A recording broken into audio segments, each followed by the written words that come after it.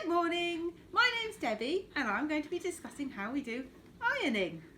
Now, this is an iron and this in front of us is an ironing board, and these are the equipments we need to do our ironing.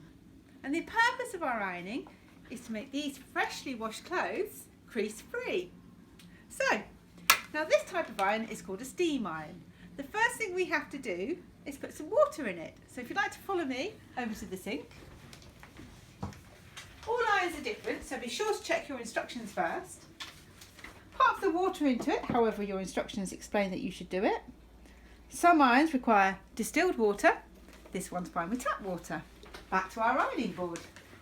This is an electric iron, so I'm going to plug it in. This is the plug. The socket is down here. I'm going to put it in the socket, and I have to remember, switch the socket on so that the electricity can flow to the iron. Now, somewhere on this iron, most irons have them, there is a light. Now, when that light goes out, that tells me the iron is hot enough. But how hot should we have the iron? Well, there is a way to find out. Come with me. Go to your freshly laundered clothes. Here's one I laundered earlier. Now, we're going to look on the label. The label gives you all the information you need. Here's the label. Aha, don't look at the size. Now, go to the label, have a look on the instructions. Can you see on there, there is a picture of an iron and it has one dot inside. Now, most irons have up to 3 settings. 1 dot, 2 dot, 3 dot. This is 1 dot, which is a cool setting. 3 dots would be a hot setting. Let's go to our iron. Now, if you look on the iron, we have a setting for 1 dot, 2 dot, 3 dots. So I'm going to turn my setting to 1 dot. That's all set now. So we're nearly ready to iron. Our light has gone out. Now we're going to start our ironing. This item of clothing is called a blouse. And this is a hanger. This is the equipment we use to hang our blouse to keep it crease free. At the moment, there are creases in it, as you can see, because it's freshly laundered straight from the washing machine, but it is dry. Now, you should iron your clothes when they're dry. I would avoid doing it when they're wet. Now, first of all, we need to take our blouse. Let's stop the dog barking, shall we? Thank you. I'll just let my assistant stop the dog from barking. Thank you very much. Lovely. Now, first we have to remove the blouse from the hanger. And to do this, we just slip it off like that. The hanger can be put down. So we'll take the blouse, we put it over the ironing board, and we're going to start with the collar.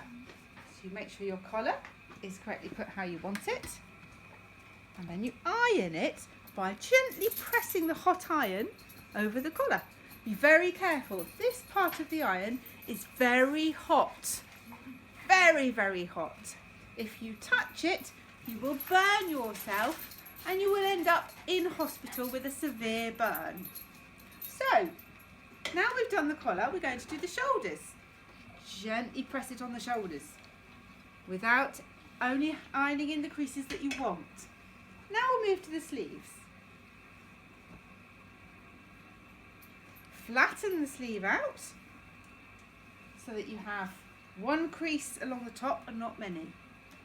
Iron along that one crease and the flat part, and again, and put your iron down.